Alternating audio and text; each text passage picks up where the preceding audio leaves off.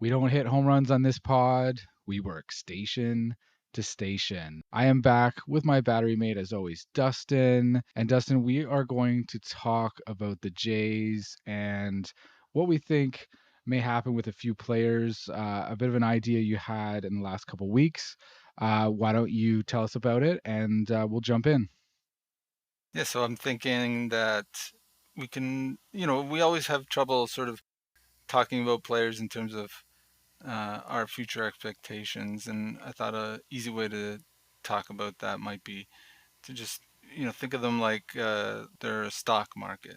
Each player has a pool of stocks, let's say, imaginary, if you will. And, if you buy them and their performance does well for the year, the value of those stocks go up, and vice versa. If they do poorly, it goes down, and you'll be holding the bag. So we thought we kind of treat it a little bit like a game here, and we got a few lists of players that we think are, let's say, highly volatile on the stock market, and we're going to talk about whether we're buying what they're selling, or we're holding, or we're selling their stocks because they're not going to be doing too good. So why don't we hit it off here? First one, top of the list, George Springer. Let's say his value, if I had to estimate it right now, is a little low.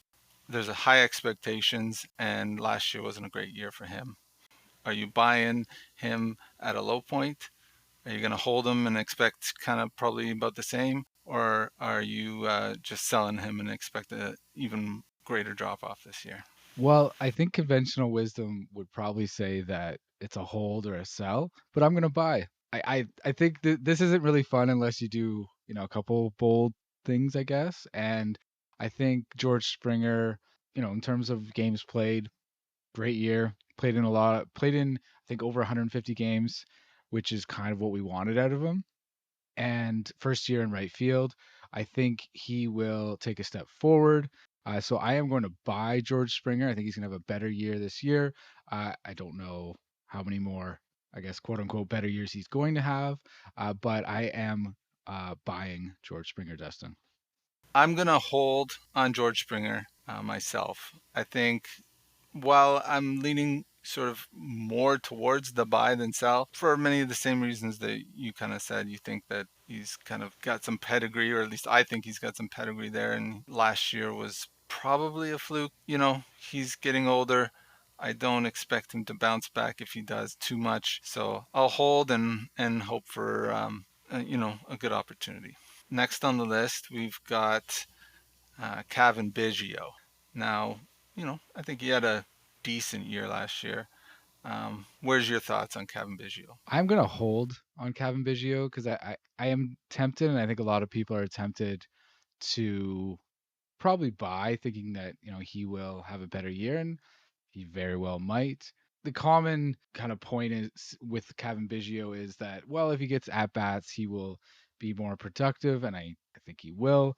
But I think Kevin Biggio is what he is, and I don't know. I'm not going to expect him to become an all star or anything like that, but I'm going to hold and wait and see how Kevin Biggio does. Yeah, I mean, I like Biggio. I want to see him succeed. I'm probably on a hold pattern for him as well. He is what he is. I don't see him kind of figuring something out. I think he does what he does very well, and he's a valuable piece. But I'm not, counting on him at least to make a big strides, big improvements. So, I'm holding him. I probably bought a little stock in him last year, and it's appreciating slightly, but gonna hold on that too. Okay, now we get into probably a little more of a discussion. I kind of put these two together. We'll talk about both of them at the same time because a lot of this has to do with, how it turns out, the rotation turns out. And I'm talking about Bowden Francis and Mitch White to a certain degree, the sixth starter, if you will. So are you buying Bowden Francis? And then maybe talk about Mitch White as well there. I am definitely buying Bowden Francis. 100%. I think, given where he came in last year, and he seemed to not really be able to. strikeout guys, but that seems to have been figured out as the season went on. And I think, in a if we're gonna be base this solely on performance, I would say Bowden Francis has some. I think he has a leg up on Alek Manoah. If we're gonna judge both pitchers purely based on their performance rather than pedigree, I think Bowden Francis is should be the fifth starter. I think Alek Manoah is likely going to be the fifth starter based on, you know, the fact that he's Alek Manoah and all of these other things surrounding him. But I am definitely a buy on Bowden Francis. Mitch White, I don't know, hold, sell. I don't know. Like I don't think if I'm gonna sell that stock, like is Mitch White the equivalent of a penny stock? He threw 98 miles an hour the other day. Uh, so, there's something to be said for Mitch White. I agree on Bowden Francis. I'm going to buy him, but I'm also going to buy Mitch White. I think that we got really lucky with the rotation last year from an injury perspective. And I think that both these guys will get an opportunity to pitch in the rotation probably a number of times this year, given the way that, you know, health usually works in MLB. One thing that sort of changes the equation for me a little bit on Mitch White, and the reason why I'm buying him as well, is that Bowden Francis has options and is able to be sent down for free to the minors. Mitch White does not. So if they want to keep Mitch White on the 40 man, they either have to bring him north with the team or put him on waivers, which I don't know if they're going to want to do because, he's a reasonably good arm. They traded for him and, he's probably going to get picked up. So that's why I'm buying him. I think that if there is a sort of another face plant from an Alek Manoah in the spring, he might actually get the call early in the year over Bowden Francis. But the reason why I'm buying Bowden Francis is I agree. He pitched really well at Penn last year and just showed the team that he's a valuable guy. I think he is a starter. I probably agree if I, could pick any one of these three, Bowden, Mitch White, or Manoah right now, I'd probably put my money on Bowden Francis. But I don't know, the options thing kind of makes that a little bit different for me. The Blue Jays organization seems to love Mitch White. I don't know. And they were talking about it on the broadcast. I actually had an opportunity to, I wouldn't say watch. I had it on in the background as I worked on Wednesday and Thursday. And they were talking about, the organization just loving Mitch White and he throws hard. And I think they were pretty pleased after he went down to Buffalo, I think in September last year, and he really responded well. I just I don't know.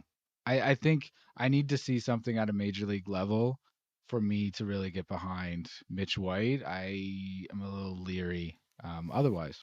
Yeah, I know what you're saying. I think that some history has probably warrants that kind of hold position. But I'm going to be bold here and buy him. Let's move to Alek Manoah after these guys, since we already mentioned him a little bit. If we're buying Bowden Francis, then my guess is you're selling Alek Manoah. What's your position on him? I think I have to buy Alek Manoah too, and I'll tell you why. If we're talking about this purely from a stock market perspective, Alek Manoah's value is quite low. And could he blow up? Maybe after that first spring training start. It's a good possibility. But it's one spring training start. He hadn't actually pitched since August 10th of last year, so I'm not gonna totally write it off.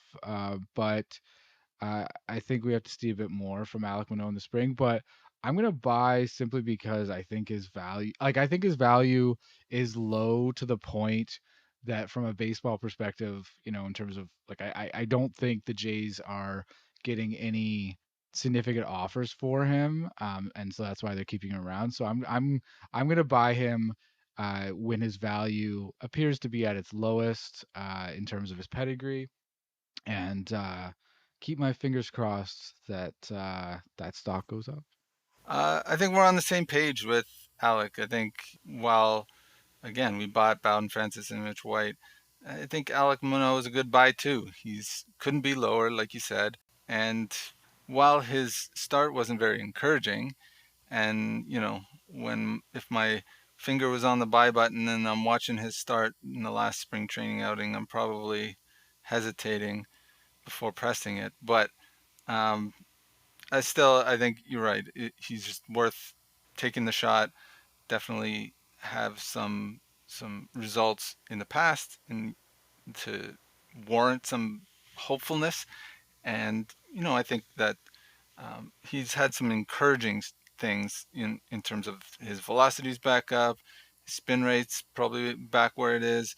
He looks kind of in better condition. So there's some things to be hopeful for, and let's hope that he can figure it out over the spring. And we won't need to rely on someone like Bowden Francis or Mitch White. To let's go to Alejandro Kirk. He's one of the, I'd say, three or four guys on the in the batting lineup that's going to see regular time. That last year was a little bit of a disappointment. That we've seen have success in the past, so there's a lot of volatility in his bat, but a lot of value on the defensive side. I am holding. I don't really know what we're gonna get this season, and he had one season, Silver Slugger, really productive player at the plate, and last year, not so good, and a lot of his kind of weaknesses that are just really inherent to him as a player seem to be essentially showing. And I think I have no real other option other than just holding and seeing what he has to offer this season. And then from that, I think this season will kind of give you us a pretty good idea of where this guy is going to kind of head in his career. Yeah, I agree. I think a hold is a good choice here. I think that he has, again, like I said, at the top, he's shown it in the past. He had a little bit of a down year. You can maybe foresee that last year with his child being born and being late to spring training, he just wasn't able to gear up in time and then never caught up. Um, who knows? Maybe that's the key. Maybe that's the truth. Maybe that's not. It's hard to say. We'll see. I think he's worth keeping around, and obviously, he's shown it in the past, so I'll hold him as well. One of the young guys that made a big splash last year, obviously in the Boston series, Davis Schneider. There's a lot of hype around him in the fan base. People like him. His mustache is popular. And, he's shown some flashes of power and the ability to hit, but he certainly has shown some holes as well, specifically in the high fastball. Where are you at with Davis Schneider? I am not only going to sell, I am going to short sell this one. I I really want David Schneider to be everything that, we hope he can be, but I'm selling David Schneider. I want him to be a part of the Jays, and I think there's a general assumption that he will be a part of the Jays. I think he's getting sent down. And, we talked about options before. I just don't see him being successful enough at the plate to really hold down a spot.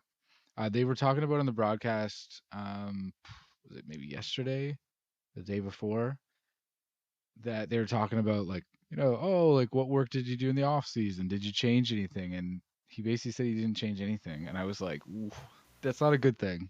Um, when you go 0 for 32 to finish the season, and listen, I don't think we can take and judge him based on 0 for 32, but the old eye test as we call it, he's just having problems with certain pitches. And I don't know if you listened to Blair and Barker this week, but Kevin Barker, if if we asked him, Kevin Barker would sell because he said Absolutely. he really sees, yeah, he really sees Davis Schneider having an issue and basically needing to make some changes. And if he doesn't make those changes, he's not going to amount to anything in the major leagues. He's not going to be a major league hitter, basically. That was the gist. I'm starting to agree with that a lot more and more. Probably at this, if you asked me about him at the start of spring training, I would have said hold. I would have said, we'll see. He's shown something, but he's also a late round pick, unlikely to, never really a prospect, and the league seems to have figured him out. Man, just the last couple spring training games, and I've watched some of his at bats. He just doesn't look good, and I agree. Like you said, he just has a big hole and hasn't seemed to have been able to figure it out. Maybe he can. I think a lot of people do assume that he's going to make the roster at second base. I'm not so sure. I kind of almost wonder if he's might have been one of the people they were shopping around, but they weren't able to sell him or trade him. Um, so yeah, I'm probably selling him. It's hard for me to say that, to be honest. I like him and I want to see him succeed. It's always a good story, but I just yeah, I'm not believing in him right now. And I think some of the moves that the team's made in this offseason with IKF and Eduardo Escobar, just in getting more of these kind of middle infield guys and seeing what shakes out, I don't know that the organization has a lot of trust that Schneider can kind of be the guy he was in Boston more consistently.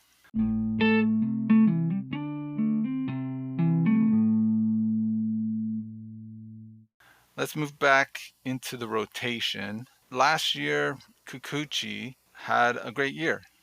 The year before, not so much. Again, a little bit of an up and down kind of career, but he seems to have figured it out. He had a pretty solid year last year, and his one start that I saw this spring looked pretty good. Where are you at with Kikuchi? As you touched on, incredible year last year after really, I don't think we really knew what we were going to get from him.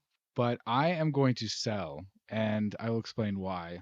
I think in some cases, you need to take a player and you need to cash in when they're at their highest value. And Kikuchi is, I believe, in his last year of his contract, so he will be a free agent next year.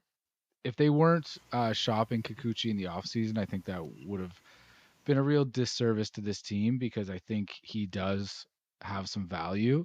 And I think with his first start of the spring, he had a pretty good start. Velocity looked good, and do I think he's going to be a big contributor this year? Yes, but I am going to sell, but that's just because I think this is probably going to be the best he's going to be, and he's likely going to cash in free agency this offseason. And so, yeah, I would be looking to sell. I can see where you're coming from, to be honest. If there's anybody in this rotation that is likely to have another down year, other than Manoa, it's Kikuchi. But that being said, I'm going to go with sort of on the irrational buy here. Um, I like Kikuchi. I think he's figured it out. I love watching him. I hear he's working on a new pitch, a curveball, I think, a spike, or no, a changeup, a spike changeup, something like that. Who knows? Maybe he's trying to, there's certain spots where, he doesn't know what to throw and he's trying to find something to throw in a certain spot. But, I think he's figured something out and I like him. So I'm going to buy him. As with a lot of these guys, I don't see why. I do see why you would want to sell him. The next guy we're going to look at is Dalton Varsho. He, came to the Jays in a trade. There's a lot of hype. We sold a pretty good prospect from depth on the catcher side for hopefully, a valuable bat in the outfield, somebody with some potential power. He's young. He's shown some promise. He's been a prospect, but last year he kind of didn't live up to the expectations of a fan base that traded for a guy, and then they're looking for the guy that they traded for him. on the other side of the field, and he's going off. So, but he has the potential there. So buy, sell, trade, Dalton Varsho. I am. I'm thinking about. I have my choice written down, but I'm thinking about changing it. I'm gonna hold on Dalton Varsho. I want to buy. I really want to buy. I want more Dalton Varsho stock in my portfolio, but I don't really think we're gonna get a lot different from what we got last year. I think we're gonna get a little bit, I think is he gonna have a better year? Probably, but he's still gonna have a low average. He's gonna be a low average, power like guy that provides power, but he's gonna be a bottom third of the order kind of guy. I don't really think that he's ever going to be like he started opening day last year in the cleanup role, and that may have been the biggest disservice of any player that the Jays did last year. They did him dirty, I think, a little bit because I, I I can't from what I can see and what I've read and watched. I don't think he's ever been what they were hoping. Like if he trading your number one prospect and getting a top of the order bat, that seems like a logical trade. I just don't think he's ever going to be that. I think if we could get 25 home runs out of him would be great. He did have 27 with the Diamondbacks before he came over. If I had confidence that he could get 30, I would be in a buy position, but I think I'm just going to hold Varsho. I think he's going to have 20 to 25 home runs. If he bats 230, that would be a great year, but I wouldn't be confident that that would be the case. So yeah, I'm gonna hold Mr. Dalton Varsho. I'm buying him, but I'll be honest, I'm hoping for some marginal gains. I think that he is what he is to a certain degree, but his performance last year is probably on the low end, on the floor side of his kind of floor to ceiling range of performance or expectations. I think that there may have been a little bit of stink from the trade in terms of like a lot of the fan base didn't like that we traded away Moreno for him, and there's maybe like a fan base expectations, like a feeling of just people don't like him or people don't think he's not great, and so I think that 1 year removed from that, I think if he can kind of even just do 20% better than he did last year, that's going to be a big improvement. People are going to kind of start believing in him, and I think his stock will go up. So I'm buying it, but again, I'm hoping for some marginal gains. Let's go to a young guy, somebody who's not on the expected roster right now, but who's one of the top prospects in the organization. On the offensive side of the ball, Aurelvis Martinez. He's much talked about within the top 100 prospects list, and one of the top prospects in the Jays system certainly.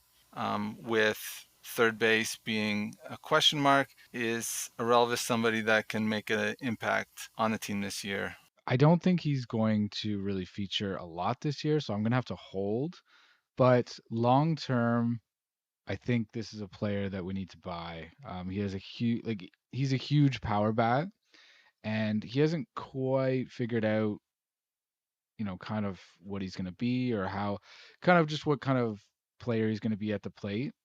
But I think players, players with like exceptional power, I don't think grow on trees. And I really like this. This isn't a player. I think I heard some talk. Oh, he might be a late bloomer or what have you.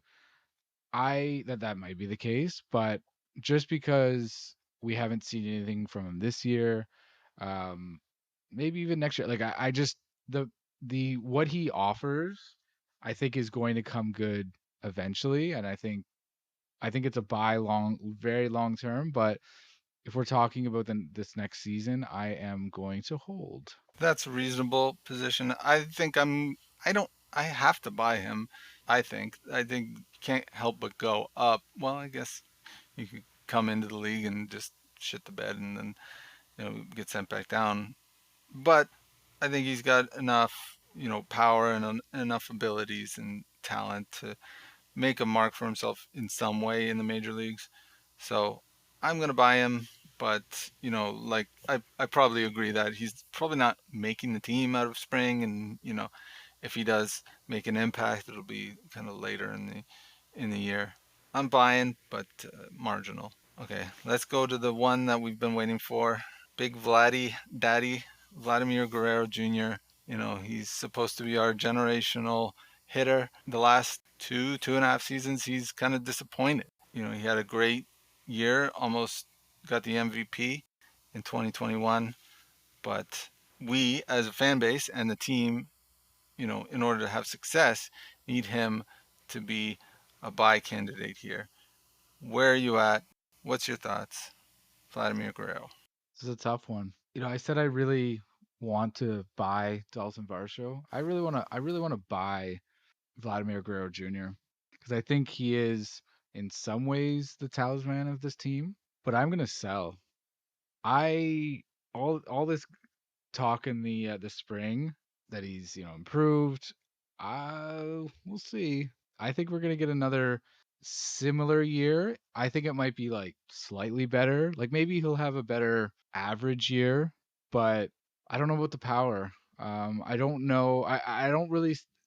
I'm not really confident that we're going to get back to 2021 at least in its current setup. And I don't know. I feel like Vladdy has the abilities.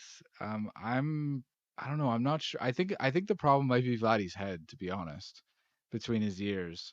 And I think he has, he kind of says, he knows his value, and he had the what was it? Last year was the trailer. This is the had like these kind of movie quotes, and I he talks a good game. I'm skeptical, and I really want to buy, um, but I'm gonna sell. Damn. Selling Vladimir Guerrero Jr. Well, I'm buying all day on Vladimir Guerrero Jr. I don't care if it's, another irrational buy here. Maybe I'm setting my portfolio up for a big crash this year, but yeah, I mean, it's not the best shape of his life. It's not the, anything to do with anything that I'm seeing even in the spring here. I think that just he has to do better than he did last year. I mean, just like his talent, his what we saw in 2021 was just like awesome, and I don't know how he can get back to that. You know, if I did, then I'd be on the team as the hitting coach. But I think he's got to be able to do that. He's so young, and just another year of maturity. Hopefully, the changes that they've done on the coaching side will do something to help him break out of this slump. But I'm buying him. I can't help but buy him. He's just, he's got to be better than this. Well, that's the main list that we wanted to talk about. There's a couple guys there that are, let's say, fringe guys we can do quickly. I don't know if we know a whole lot about these guys. They are on the fringe, let's say, and that is Spencer Horwitz. He's a first baseman. Maybe can help on with his bat a little bit. Maybe an injury guy. Ricky Tiedemann, our number one prospect on the pitching side, but unlikely to make the rotation. And Addison Barger, another bat. I mean, similar kind of third base, infield bat that maybe has some power that has a chance to make the team sometime this year. Maybe I'll ask you this: any of these three guys, are you buying any of them? I'm buying Ricky Tiedemann. I am. I don't know. I guess along with Aurelvis Martinez, I think I'm holding on Addison Barger to see what see what's there. Aurelvis Martinez, it sounds like they're going to be moving him to second base, so maybe he's a long-term option there. Addison Barger sounds like he might be. They think he might be more of an outfield guy, but this stuff seems to change all the time.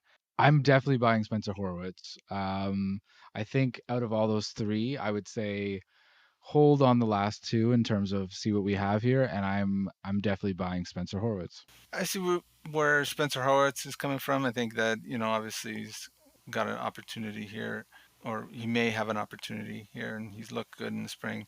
I'm probably holding on him, and let's hope that he turns into something. Ricky Tiedemann, I think, I'm buying. He's not going to make the rotation out of the spring, but I think he has a chance, to jump and leap over, Mitch White and Bowden Francis. I mean, if we bought those guys, I think I'm going to buy Ricky Tiedemann. And then Addison Barger, I kind of agree. He's kind of a hold.